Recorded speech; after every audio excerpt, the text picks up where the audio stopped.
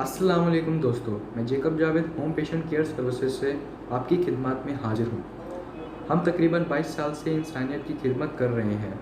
हम मुख्तलिफ डिसीज़ के पेशेंट मसलन कैंसर, पैरालाइज, अदर डिसीज़ के पेशेंट जो घरों में ऑन बेड होते हैं उनकी खिदमत के लिए ICU nurses, aid nurses, attendants, physiotherapy services फ्राहम करते हैं। इनके अलावा medical instruments example patient beds, oxygen cylinder, nebulizer machine rent पर प्रोवाइड करते हैं।